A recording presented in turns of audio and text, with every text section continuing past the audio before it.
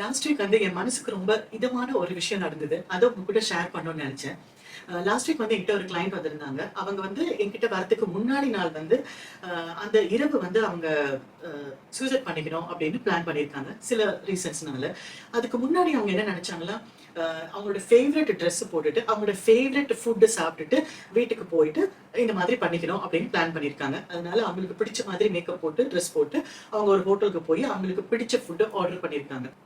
அப்படியே அந்த ஃபுட் சாப்பிட்டு தொடங்கும்போது, she got last in her thoughts. ஏதோ யோசிச்சுட்டே இருந்திருக்காங்க. அப்போ அங்க இருந்து ஒரு சர்வ் பண்ண வரவங்க, ஒரு சர்வர் வந்து அத பார்த்திருக்காங்க. பார்த்துட்டு பக்கத்துல வந்து, மேம் எல்லாம் ஓகேவா? ஏதாவது பிரச்சனையா? அப்படின்னு கேட்டிருக்காங்க.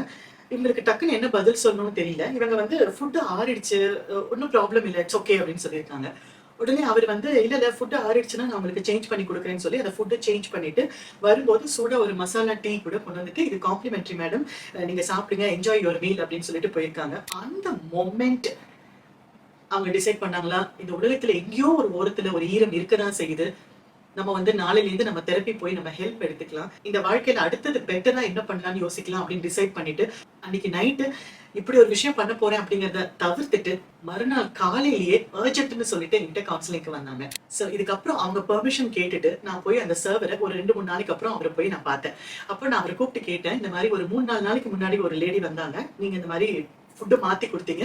ஒரு டீ கூட நீங்க காம்ப்ளிமெண்டரியா குடுத்தீங்க. உங்களுக்கு ஞாபகம் இருக்கா? அப்படின்னு கேட்டேன். அவர் வந்து ஞாபகம் இருக்கு. அவங்க கொஞ்சம் அப்செட்டா இருந்த மாதிரி இருந்தது. அதனால தான் நான் அந்த மாரி பண்ணேன் அப்படின்னு சொன்னாரு.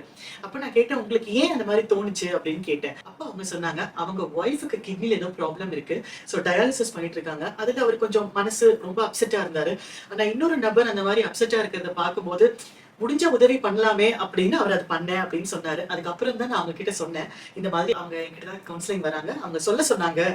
உங்களோட அந்த ஒரு சின்ன ஸ்டேட்மெண்ட், மேம் நீங்க இது எதுக்கு மேம் சாப்பிடுறீங்க? இருங்க நான் உங்களுக்கு புதுசா கொண்டு வரேன். இந்த டீ நீங்க குடிங்க. உங்களுக்கு ரொம்ப ரெஃப்ரெஷிங்கா இருக்கும். இது காம்ப்ளிமெண்டரி அப்படின்னு சொன்ன அந்த ஒரு சின்ன ஸ்டேட்மெண்ட் ஒரு உயிரை காப்பாத்திருக்குன்னு உங்களுக்கு தெரியுமான்னு சொல்லும்போது அவருக்குமே ஒன்றும் புரியல. அவருமே ஷாக்ல தான் இருந்தாங்க. இதை நான் எதுக்காக சொல்லணும்னு ஆசைப்பட்டேன் அப்படின்னா, சில பேர் சொல்லுவாங்க, நான் ஏன் எக்ஸ்பிரசிவா இருக்கணும்? நான் ஏன் என் மனசுல நினைக்கிறத சொல்லணும்? நான் எதுக்காக அன்பா பேசணும்? நான் எதுக்காக சிரிச்சு பேசணும்? நான் ஒருத்தனோ இல்ல ஒருத்தரோ பேசுறதுனால என்ன மாற்றம் வந்துட போகுதுன்னு?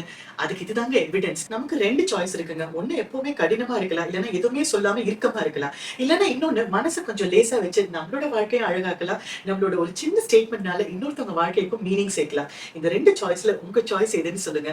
சட்டுன்னு மாற முடியலன்னா கூட மாறுறதுல ஒரு அழகு இருக்குன்னு புரிஞ்சுக்கோங்க.